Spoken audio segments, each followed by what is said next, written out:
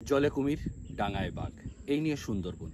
পৃথিবীর বৃহত্তম ম্যানগ্রোভে জীববৈচিত্র্যের অপূর্ব সমাহার। এত বৈচিত্র্যময় সুন্দরবন যে তার প্রতিটা মুহূর্তে সে তার রূপ পরিবর্তন করে। এখন ভাটার সময় চলছে, নদীতে কিছু সময় পরে জোয়ার আসবে, তখন তার আর এক রূপ, ভাটায় এক রূপ। এবং এর প্রতিটি জিনিস এমনভাবে সৃষ্টিকর্তা নির্ধারণ করে দিয়েছে যে এক এক সময় এক এক রকম সে তার রূপ ধারণ করে। এবং এই প্রকৃতির সাথে তারা অ্যাডাপ্টেড করে যে গাছপালাগুলো আছে, যেমন সুন্দরবনের বিখ্যাত সুন্দরী, গরান, এবং এই যে আমার পাশে দেখতে পাচ্ছেন যে গোলপাতা, এরকম অসংখ্য গোলপাতা দিয়ে সুন্দরবন পরিবেষ্টিত।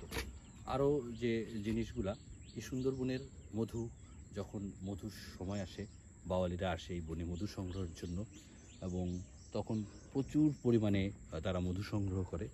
এবং আরও জিনিস হচ্ছে যে এই সুন্দরবন আমাদের শুধু বাংলাদেশের নয়, সমগ্র বিশ্বে তার অক্সিজেনের এক বিরাট সম্পদ। এত বড় বন, আমাদের প্রতি মুহূর্তে এটাকে সংরক্ষণ করা উচিত এবং সেইভাবে এটার ম্যানেজমেন্ট করা উচিত।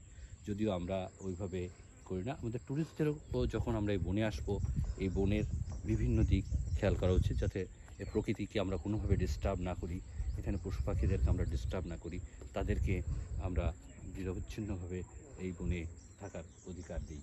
এটুকু আমাদের আজকের